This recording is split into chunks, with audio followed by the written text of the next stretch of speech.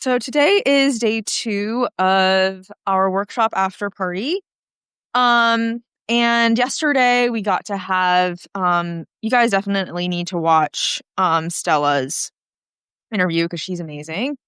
Um, just as a person and as a mom and just as a person, because like she is a soul sister in many ways. Like she's she's just rocking it and she just knows that she's meant for more.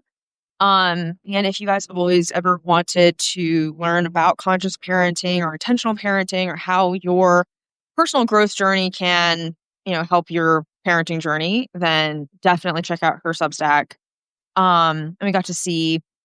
And we got to interview her because she's a student inside Viral Author Academy and she has been doing awesome. So that's why I asked her to be on the interview. Um, so Will and Judy, let me know like if y'all have any questions or have any comments or anything like that. This is a dialogue, of course. And we yeah, we'll chill out there.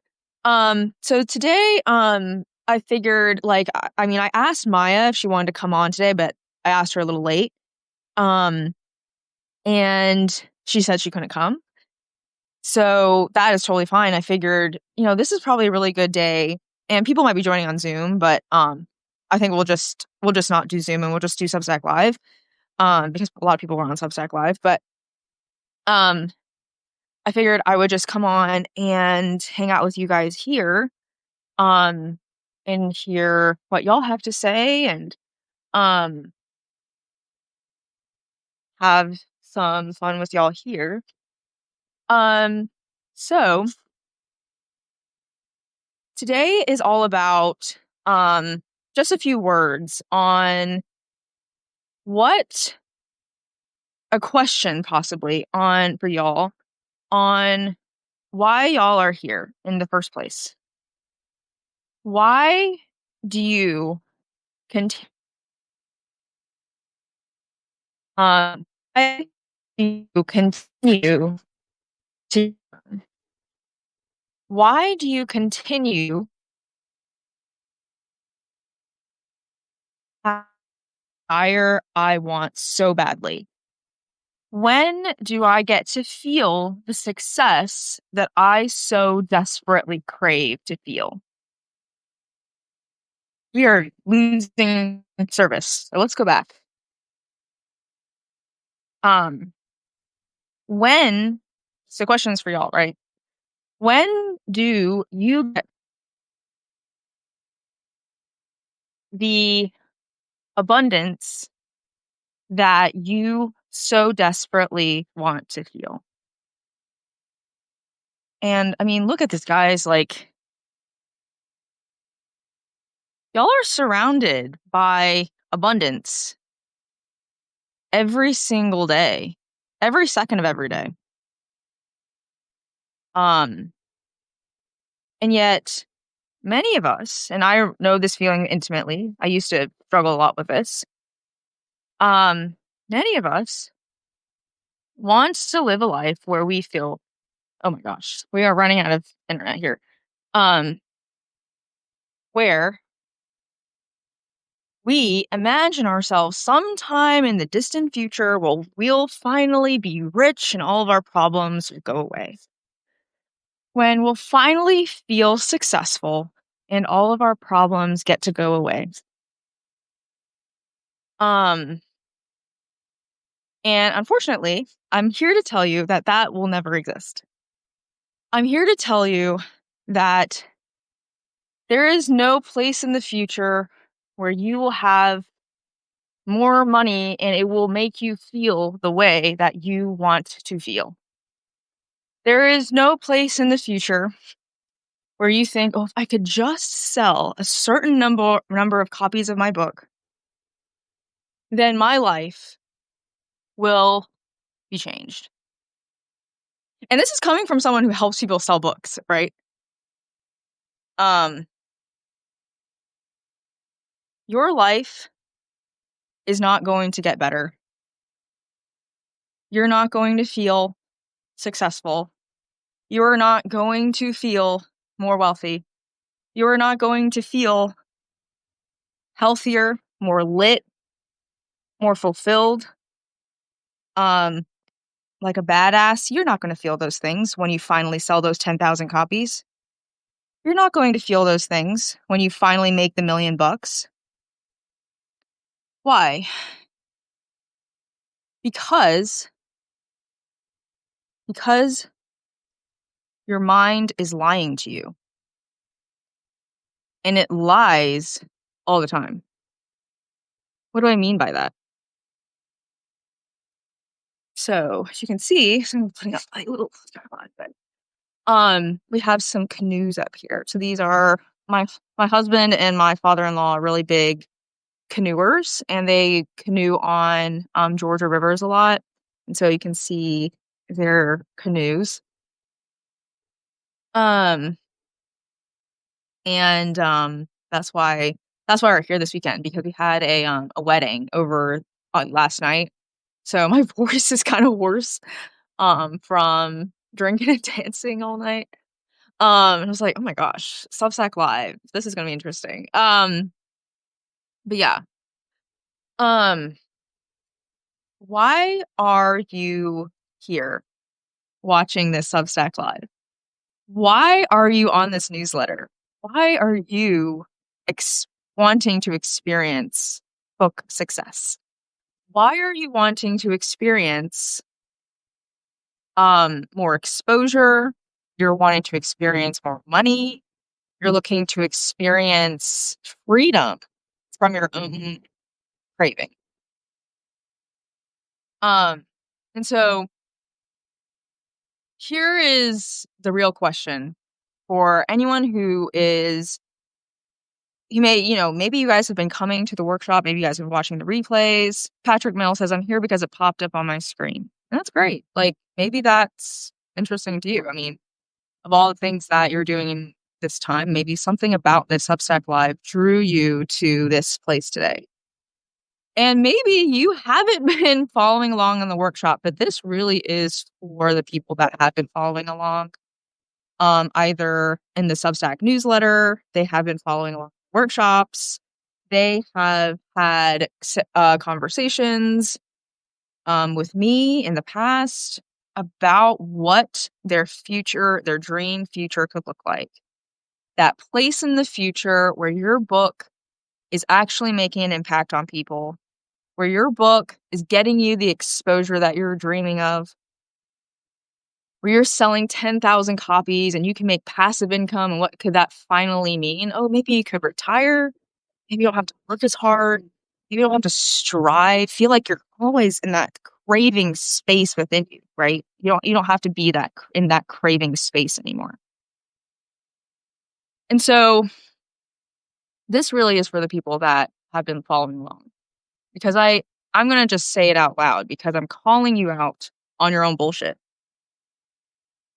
I'm calling you out on the bullshit that your brain is telling you every single day about how you can't afford your dreams. I can't afford to buy this program. I can't afford to hire a PR agent. I can't afford to spend the time learning how to be a great marketer. I don't have the time. I already spent money on here. I can't afford this. I can't afford that. Okay.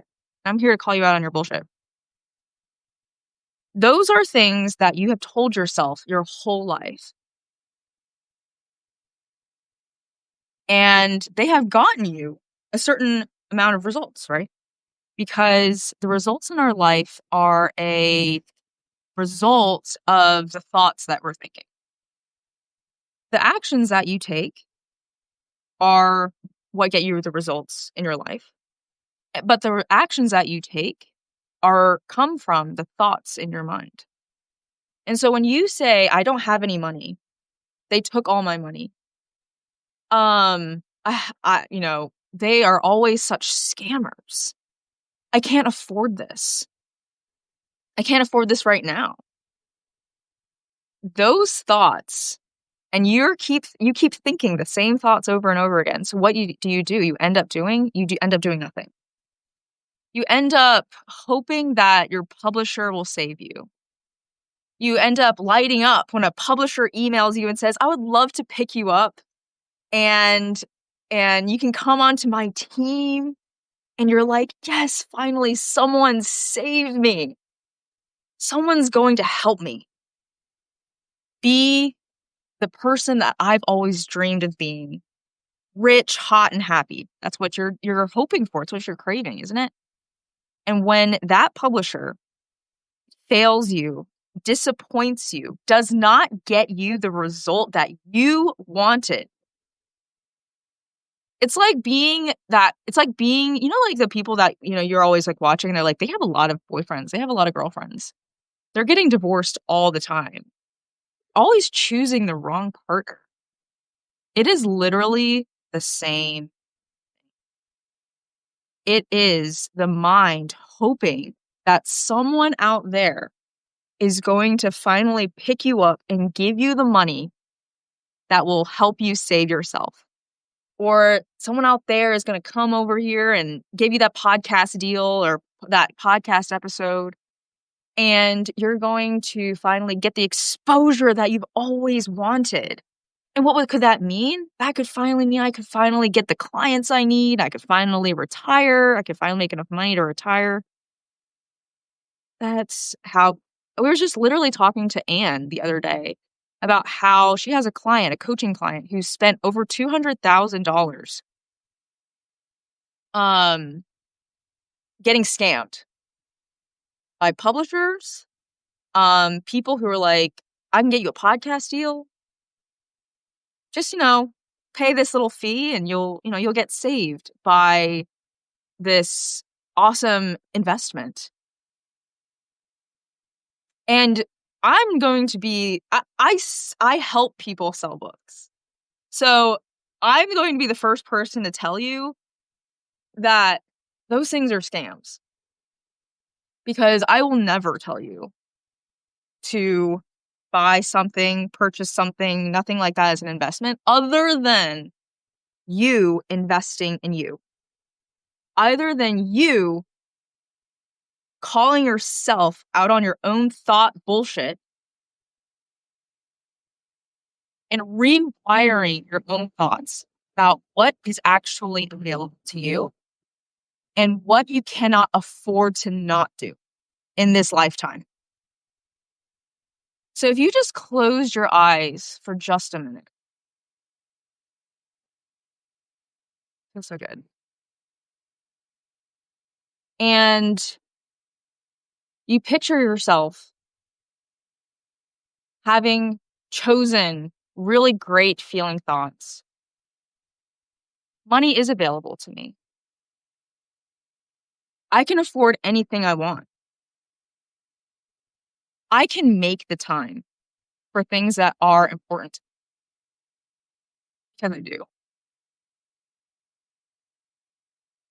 What if I could make the time? What if I could find the money? What if the universe is saying, "Here's the money right now"? But I've already told myself I can't afford it. So I've closed that opportunity off. What if you felt really great feeling thoughts like, how could I afford it? And 6 months from now, you are transformed from the inside out because you finally understood that marketing is not about yourself. It's not about talking about yourself. And you finally learned that marketing is about serving the other person on the other side of the table, of the screen, of the newsletter.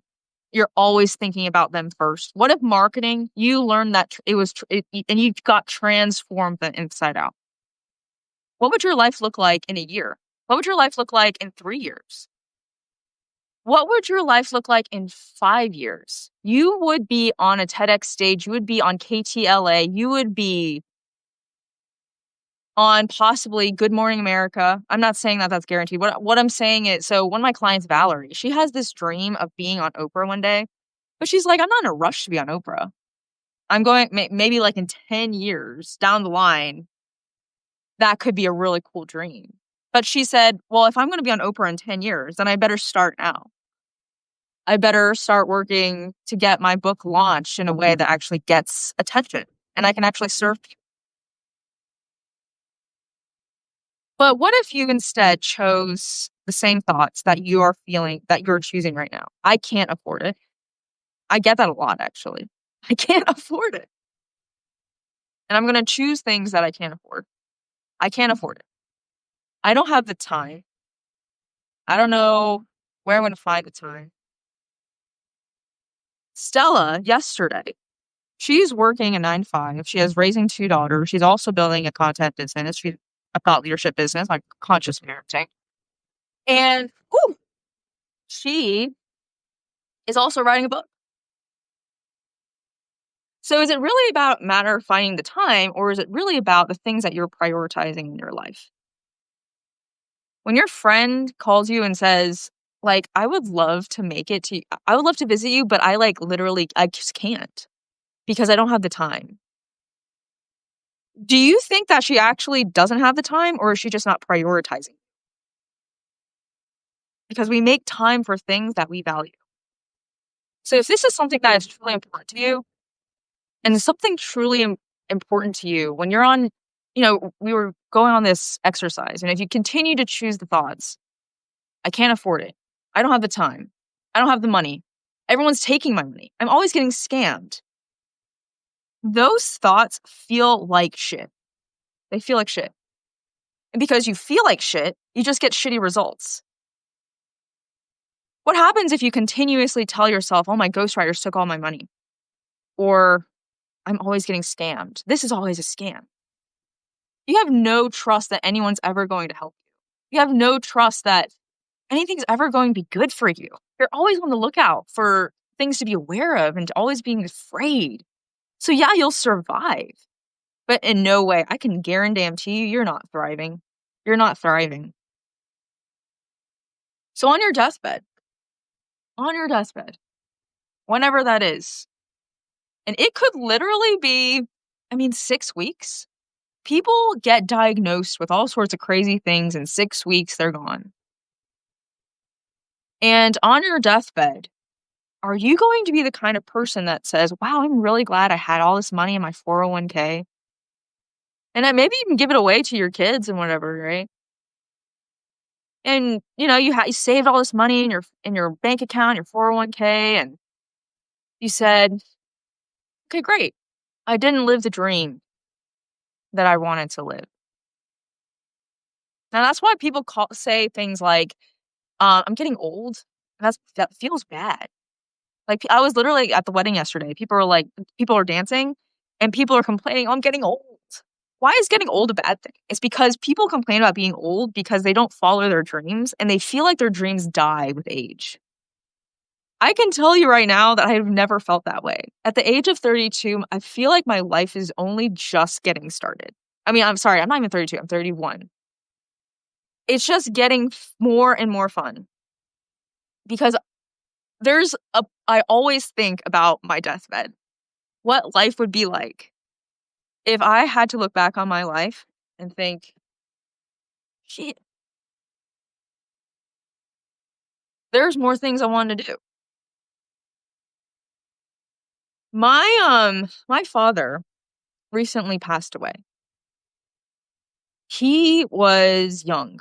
He was like I want to say he was like 60 something, 62. And he really recently passed away. And he had been diagnosed with cancer maybe like 10 years ago.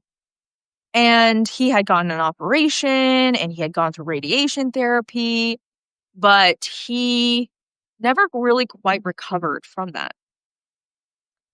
And he died horribly ill. He was a skeleton on his deathbed. And I know exactly what killed him. And it started way before he ever got diagnosed with cancer. It started a long time ago when he believed that there was some place in the future where he could finally be wealthy enough to stop feeling insecure about his life. When he could finally say, I'm going to stop. I don't have to work 18-hour days. And he would work himself to death because he wanted a business that gave him the validation that he was good enough. And because he never quite allowed himself to feel good enough. And by the way, he was an abusive person. He abused his family, myself and my mom included, and my sister. In many ways, by the way. And it started with the thoughts in his mind around insecurity, around when will I ever feel good enough? You are already good enough. You are already good enough. And we have all these we don't give ourselves permission to feel good enough. People go to their grave. My dad, example, going to their deathbed, never feeling good enough. There is never going to be, if you don't address this now, you will go to your deathbed never feeling quite ever good enough. Can you imagine that horrific thought? That leaves coming down here. Someone probably told you when you were a kid growing up that if you do X, you'll be a good girl. Or if you do Y, you'll be a good boy. And I'm here to tell you that you are already good. You're already whole. You are already lights and shadows in a single person. And every single person has lights and shadows. And there's varying degrees of lights and shadows.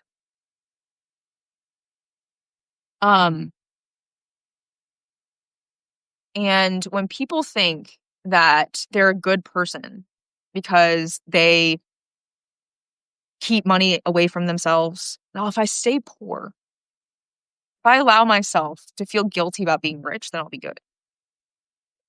If I allow myself to feel like I'm loyal because ethnic people like me don't become rich, then I'll be good.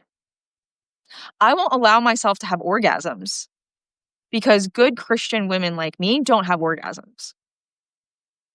If I allow myself to stay at this unhealthy weight because everyone around me, my family and my friend circles are unhealthy weights too, then I'll feel loyal. I'll feel safe. I'll be good. So those are the thoughts that are running in your head. And that's what you're telling yourself every time you say, I can't afford it. I can't afford to be wealthy. I can't afford to live my life in the best way possible. I can't afford to be a healthy weight. I can't afford to have orgasms. I can't afford to be lit with pleasure. I can't afford to be happy. So here's the question for you. There's things that you're telling yourself you can't afford. The question for you, what can you not afford to do? Especially if you have young people in your life, whether it's children, nieces, nephews, grandchildren. My 1-year-old niece, her name is Charlotte. She runs around all day, every day. She's copying and mimicking us. She's watching every single thing we're doing. She's watching us open the refrigerator door so she can open and watch the refrigerator door. All she's doing is just watching us and mimicking us every day. And when the next generation watches you choose fear, entrapment, shame, guilt, I can't afford this. Everyone's taking all of my money. I can't afford to Spend the time.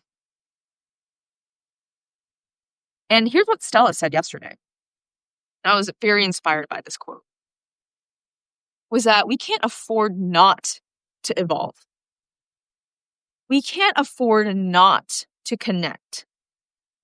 We can't afford not to feel fulfilled in our lives. We can't afford not to address the undying restlessness that is in your soul.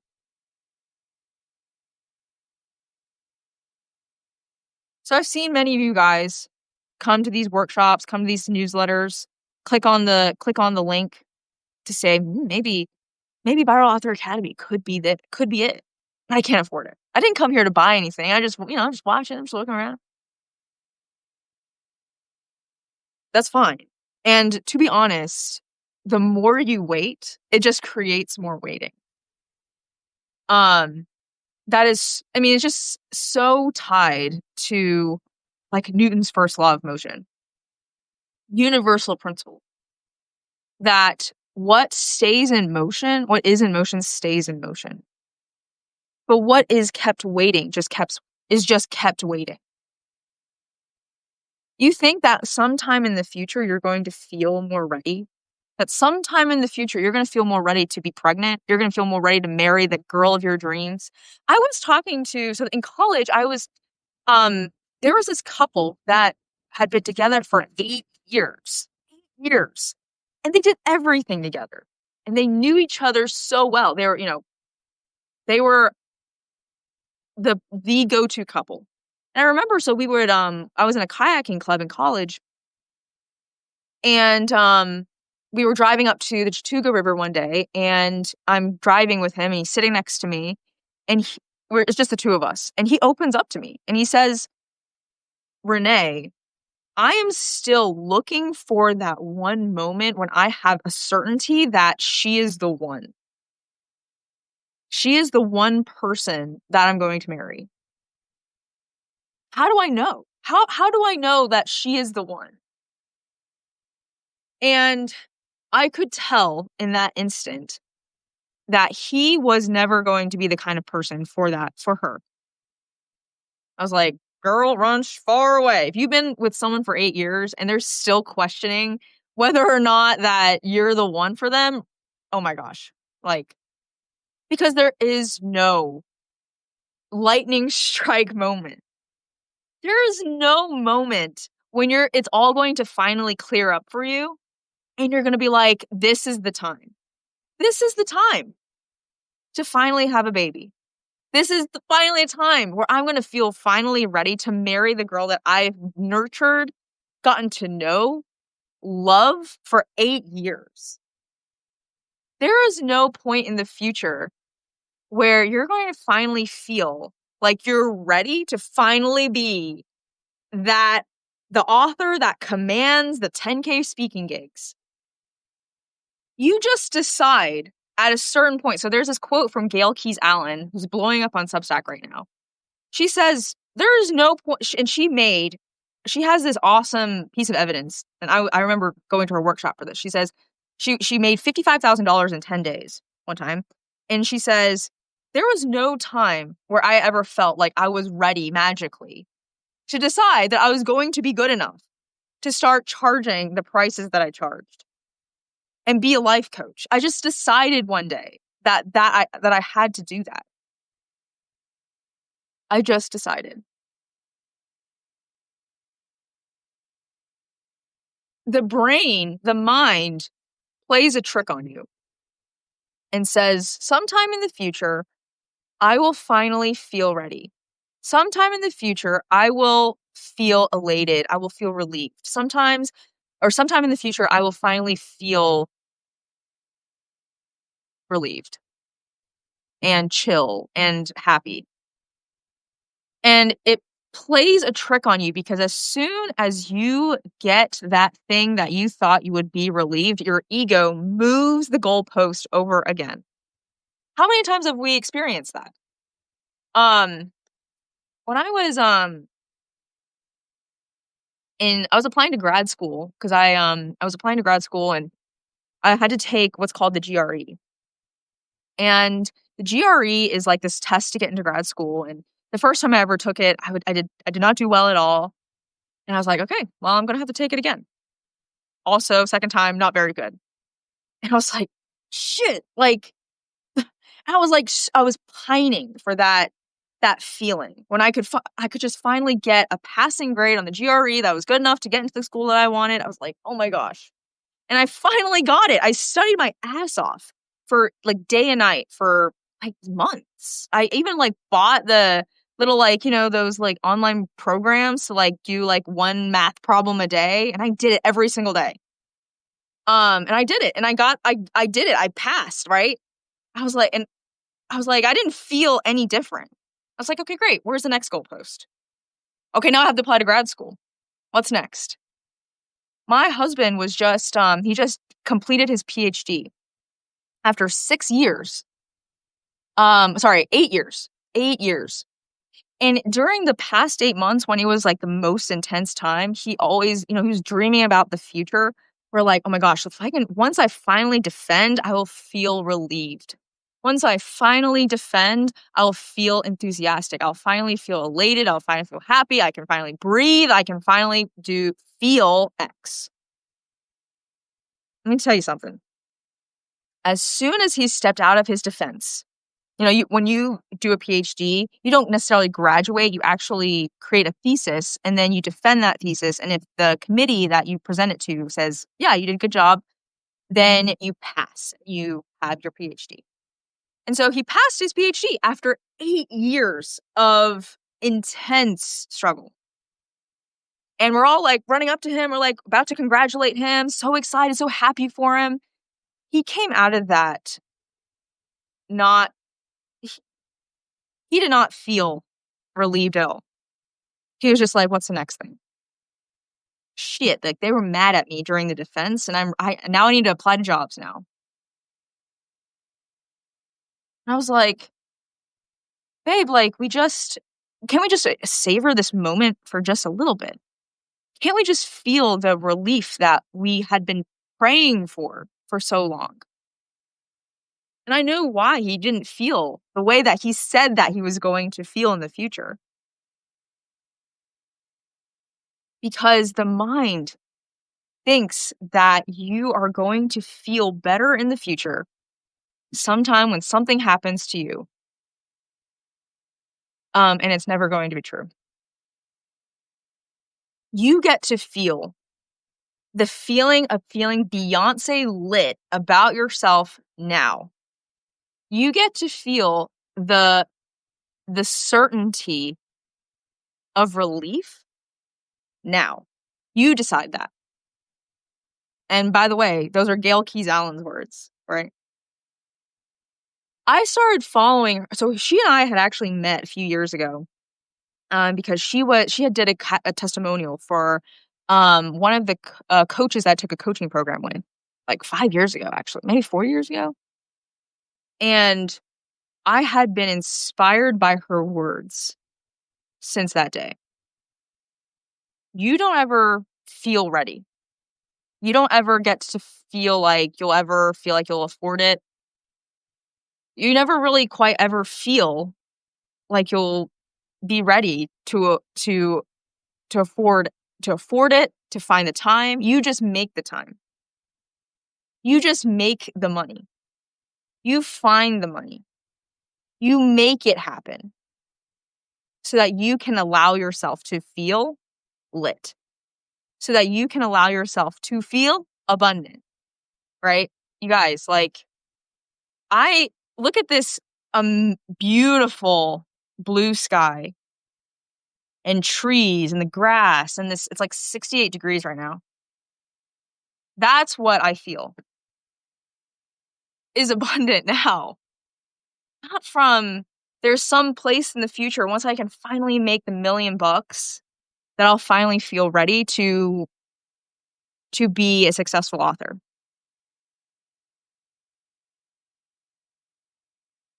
So there are things that we can afford to do, but there are things that we cannot afford not to do.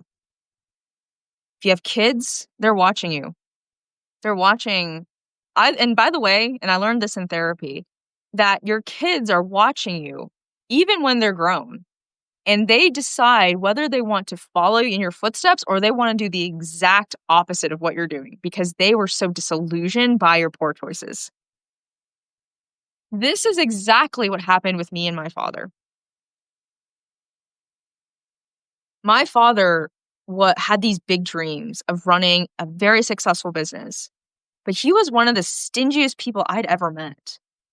He had this view on money that money was very scarce, that money was hard to come by, that money was, you had to work really hard for it.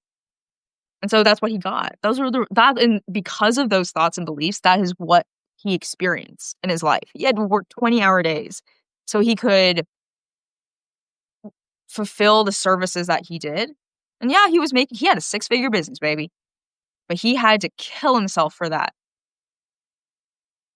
So I watched him and I decided. I never felt like, oh, there is some place in the future that I will finally feel ready enough to say that money is easy and money comes to me easily. And a lot of money comes to me easily. I decided that a long time ago. And because of that, it does.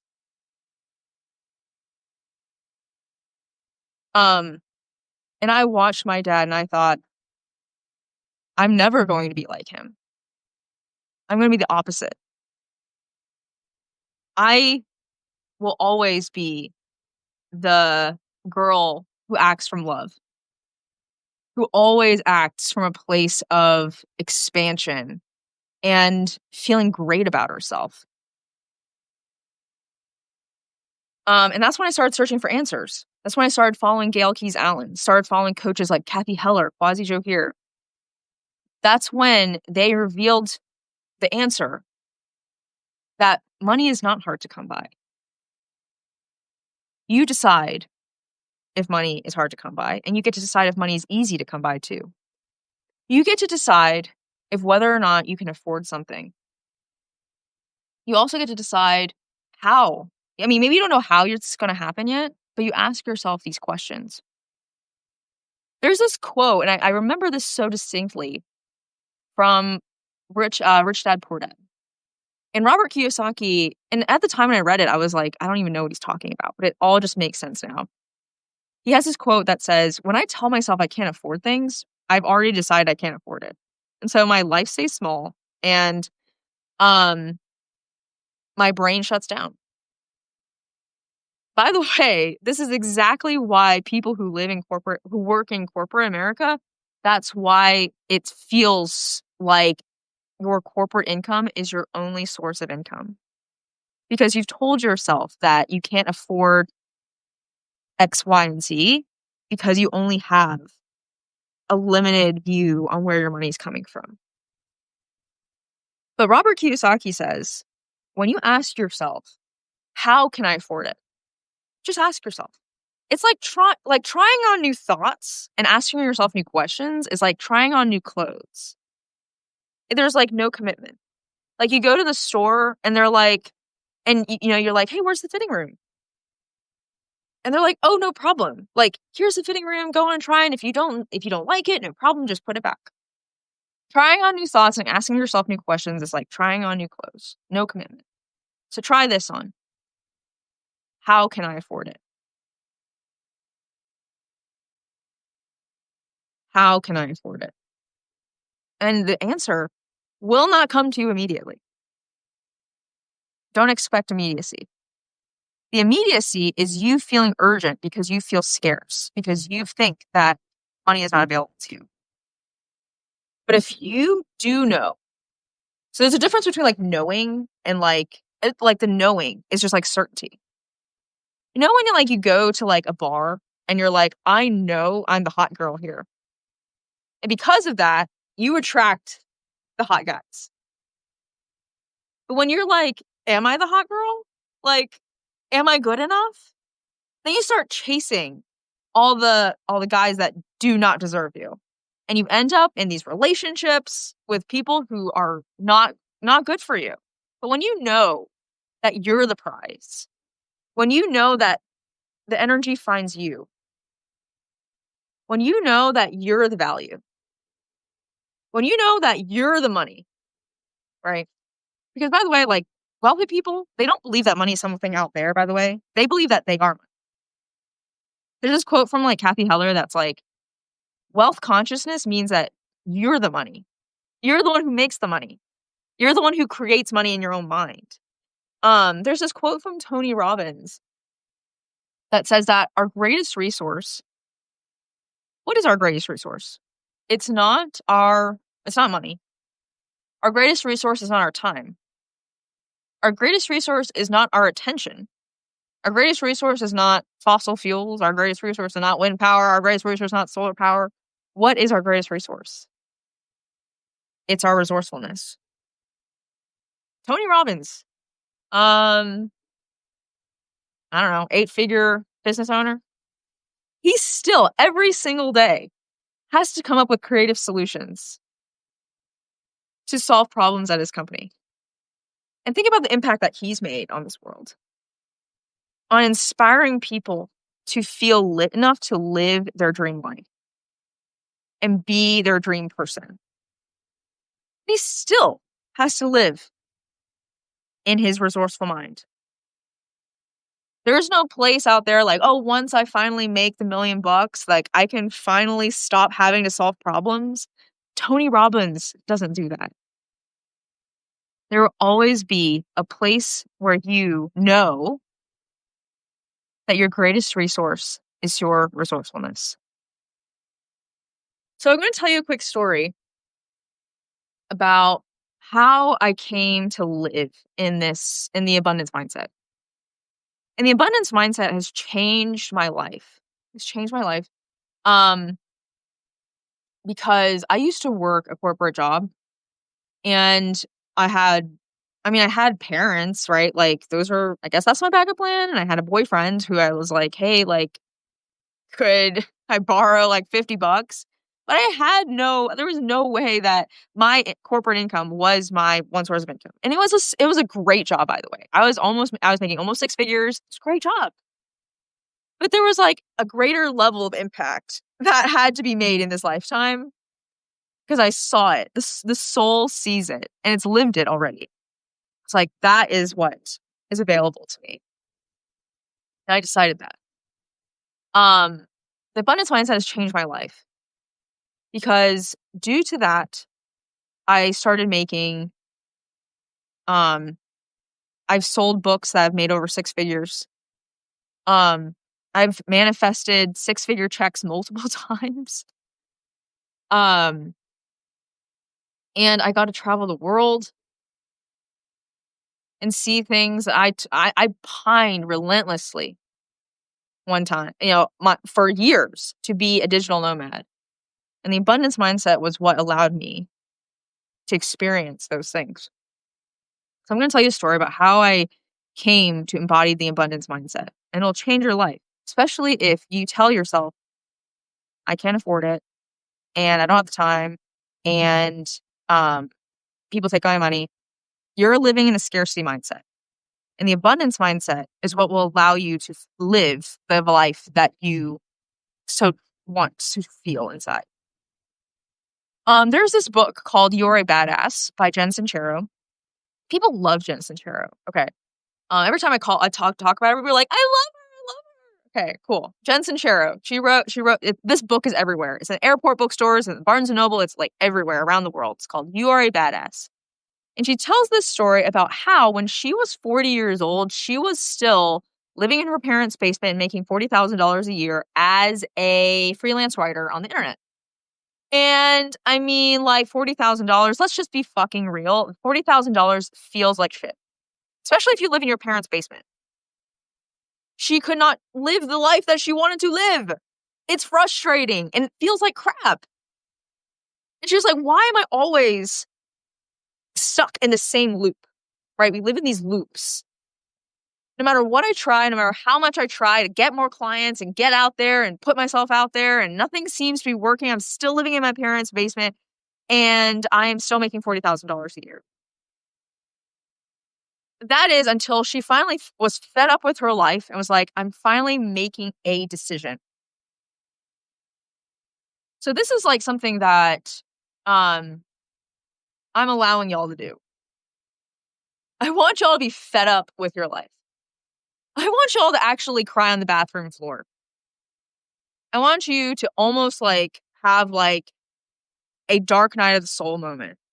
Because if that's the thing that's going to wake you up to this one precious life that you are experiencing right now, then I want that for you. I do. I actually do. And so she was finally, okay, I'm fed up. And I'm going to finally get my life together. I'm going to understand why I never am making any money. And so she starts, reading all the wealth consciousness books, Think and Grow Rich, The Science of Getting Rich, by Wallace Wattles, Abraham Hicks. And so after that, she starts realizing that the abundance mindset is available to her, but it was completely opposite to what she had been taught and heard about money in the world, right? Money has it has all this emotional baggage with it. I was actually literally on the workshop, and there was some person who came to me and was saying things like, if I charge a lot of money, then that means that there's someone else who's not going to be making that money. If I charge a lot of money, it's going to look like I am not a loyal person to my tribe. There's a lot of emotional spaghetti around the concept of money. And so Jen realized that she had all this emotional spaghetti. She was so ashamed of the concept of being wealthy. And she realized that. There's this quote from Naval Ravikant. He's like a big money guru on Twitter. And he says that you cannot possibly grow wealthy if you secretly despise wealth. You cannot be wealthy if you secretly despise it.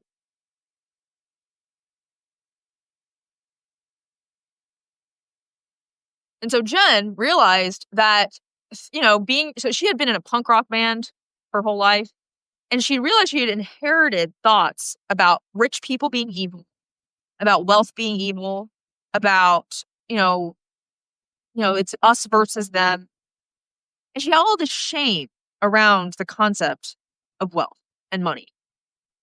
And she decided that that was the reason why she was keeping it away from her. Because if that meant that she was a bad person, which, by the way, every single one of us here believes that we're good people, right? So if we think that money turns us bad, what are you going to do subconsciously? You are going to say, I don't want it. I don't want money. I don't need money. Money won't help me. Money won't help them. Money's going to turn me into a bad person. But I'm a good person, right? And so Jen says, enough is enough. I'm going to finally hire a coach to actually turn my business into a business that impacts people on a big level. I want to make big money. I want big money so that if I charge my clients, they are charged. They're charged. And by the way, you don't have to sign up for Viral Author Academy to get the results that you want. There are tons of book marketing coaches. Kevin is one. Fleur is one. There's tons online. One I do recommend is publishing.com, which, by the way, teaches the exact same Amazon algorithm launch strategy that I learned and that I teach in Viral Author Academy. You don't have to sign up for Viral Author Academy. And in fact, publishing.com is a great deal because they charge like $1,500. $1,500. Less than what we charge at Viral Author Academy. The price is not about the price. The price is about you.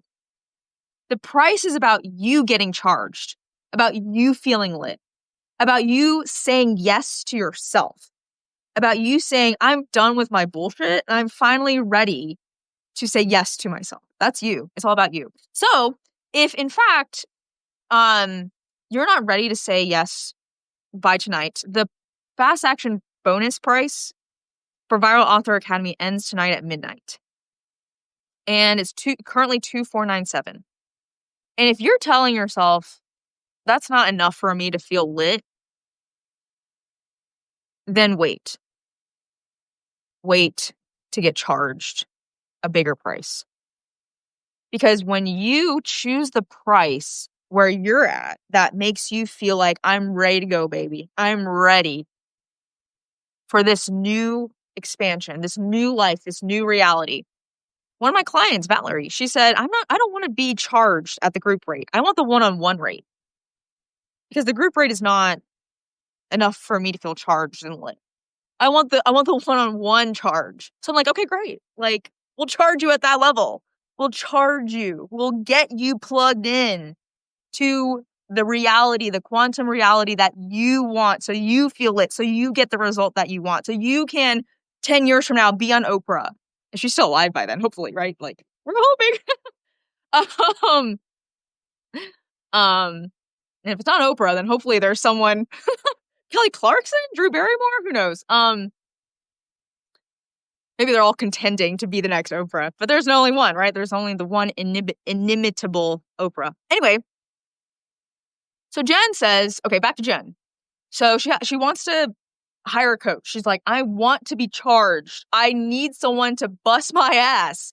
I need someone to kick me in the pants, to be like, stop with this shame with the money. And stop telling yourself you can't afford things. Stop telling yourself that you can't do things. Stop limiting your life. So she's on this coach's email list. Her name is Gina DeVee. She's awesome, by the way. And so she goes to Gina DeVee and says, I want to sign up for your one-on-one program. And Gina says, great. It's $85,000 for the year. And so Jen's like, okay, great. My business is not making anything close to that. I don't have anything like that in my savings. I'm tired of going to my parents for money. I'm not wanting to max out any more credit cards. She's like, okay, great. Like, so a person who hadn't been as frustrated with money as Jen might have said, I can't afford it. Sorry. I'm just going to go back to my life and live my little life. That book, by the way, A Little Life. Ugh, I hate that book. That's my controversial opinion. Actually, it's not that controversial. I think a lot of people hate that book. Anyway, Jen, who wasn't as frustrated with money, would have said, I can't afford it. But Jen was fucking tired of living her dang annoying life. She's like, I am tired of choosing my scared self. I am tired of choosing the narrative where money is bad. I am tired of choosing the narrative where I can't afford the things that I want. I'm tired of feeling like I can't afford the things I want. That feeling sucks, by the way, of always telling yourself I can't afford the things I want. Ugh. If you are always telling yourself that you can't afford the things you want, I don't even want to hang out with you. I don't want to spend my time around you. You're not worth spending time around. Because your energy is like muddied and a poor signal. The people I choose to spend my time around, and a lot of them are in the sales coaching program I'm in, the energy around money is so clean. Anyway, so what does Jen do? She just says, I'm tired. I'm going to choose a different thought than I can't afford it. I'm going to say instead, how can I afford it? What if I could afford it? Maybe I could afford it. Maybe I could. What if? How? So, what does she do? No answers come to her immediately. She's like, I have no idea. Couple days pass. But she's still telling herself, how could I afford this? How could I afford this? This is the thing that I need to charge myself, plug myself in to live the life that I know I deserve to live. I don't know we're running out of time, but it doesn't matter. This is way too important. And so Jen, after a few days, gets the idea to call up one of her friends. This friend, she hadn't talked to in years. She's like, wait a minute. I know I have this friend, and she's rich. She's not doing anything with that money. I've had a pretty good relationship with her in the past, and she believes in me. She believes in me. She believes in my story. She believes in what I can do. She doesn't share the full details about her and this lady's relationship in the book. But Jen's like, this is the thing. The universe has granted me this idea. And there's no other way. Like, either I take out more credit card debt, which I don't want to do. Either I go to my parents, which I don't want to do, or da-da-da-da-da. She's like, but then this new channel opens up. Because she asked herself, how could I afford it? And so she buys a plane ticket, one-way plane ticket, to go see this friend. And I'm pretty sure she lived in Canada. And she shows up at her house to ask for a check for $85,000. And many of you guys would shit your pants thinking about that idea. But many of you guys, and I'm talking to the person who is lit up by that thought, who is lit up by the thought that life is actually an open world game, and it's as open as my thoughts allow it to be. I'm talking to you. And I'm talking to you because you know it. You know that life is an open world game, and you just never given yourself permission until now to play it. And so Jen asks for that check, and that lady signs it. She's like, I will give you the money. And so guess what? Jen takes that check, signs up for that one-on-one program with Gina DeVee. And what's the result? I mean, you guys, Jen Sincero has sold 13 million copies of You Are a Badass. Has been the #1 best-selling self-help book of all time, possibly. Maybe at least within the past 10 years. She's become a millionaire multiple times over from the coaching programs that she sells. She became a life coach. She became a world-traveling life coach. She is now an icon in the self-help world. But if she had told herself and continued to tell herself, I can't afford it, I can't afford it, I can't afford it, she would have gone to her deathbed living a dang sad life.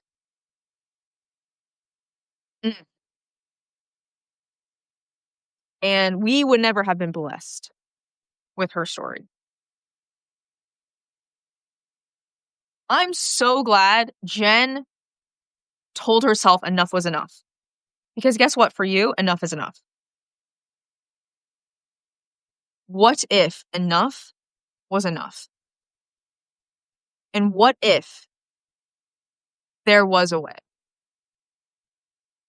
And what if you're over it? And what if you could make the time? What if there was a way to afford it?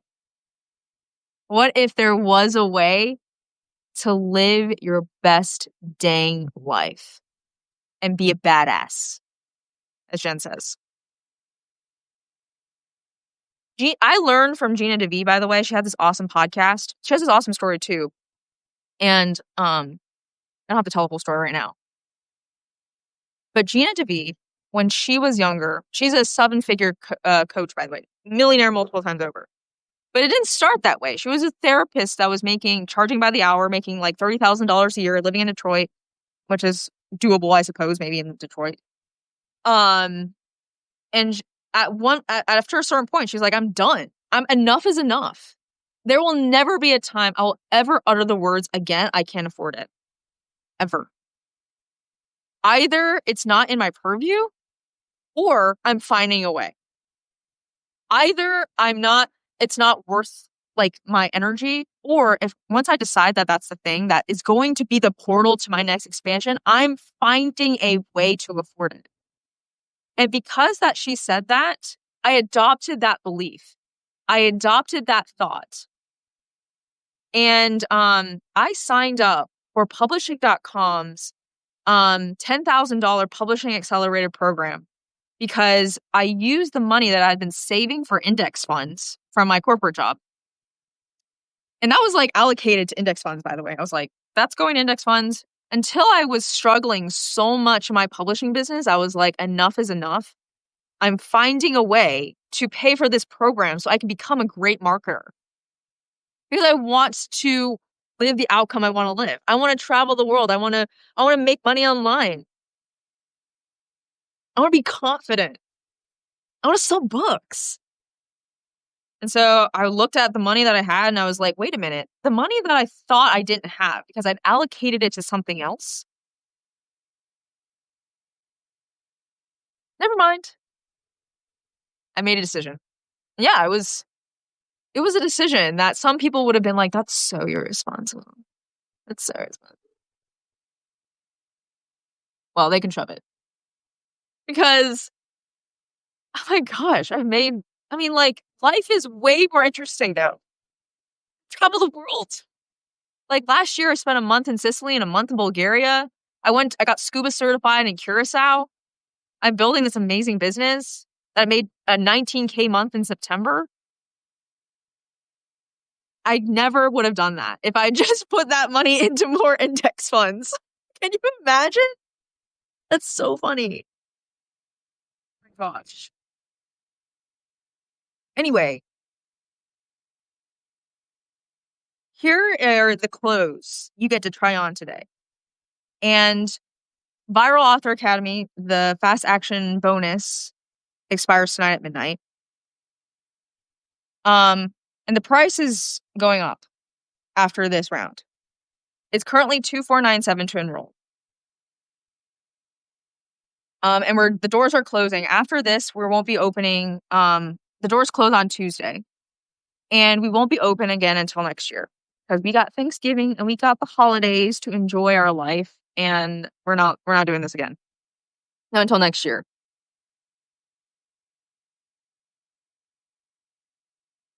Treat yourself tonight. Tell yourself a really great feeling thought.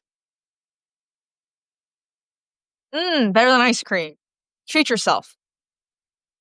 What if? What if I could afford it? What if I could make the time? What if I get to feel fulfilled? What if I get to feel lit? And if this price, by the way, is not your lit price, then wait. Wait until the price goes up. Because you need to get charged. You need to be an example for the people around you on how amazing money can be for you. How amazing life can feel when your words and your books are impacting people by the thousands. You need to be an example for them. And if you're not feeling lit about that, then wait to get charged more. All right. The fast action bonus ends tonight. It expires tonight at midnight. And the fast action bonus is a ticket to the Substack Launch Lab. And it is a step-by-step how-to on how to launch on Substack. Launch your programs. Launch your trainings. And no longer have to trade money for dollars. Or sorry, hours for dollars. No longer charge by the hour.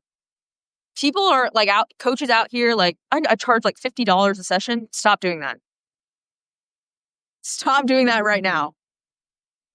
You don't have to do that. You get to make way more money and expand way more quickly by learning how to launch and learning how to charge by outcomes. So the Substack Launch Lab, you'll get a ticket included to that if you sign up by tonight for Viral Author Academy. And if you don't, actually, yeah, we're going to be selling a different bonus after this. But if you don't sign up by tonight, I'm just going to say that you won't get the Substack Launch Lab. That's going to be available to everyone inside Viral Author Academy currently and on all my current one-on-one clients as well. So, and they'll get the reporting for that too. So that you can make way more money with less work. And that's what we're all about here, aren't we? Making money from alignment and not effort. Making money from frequency and not hard work. I'm allergic to hard work. So 2,497 expires tonight. The price is going up to 6,500 tomorrow. Hi, John. I'm coming. All right, I gotta go. See y'all later.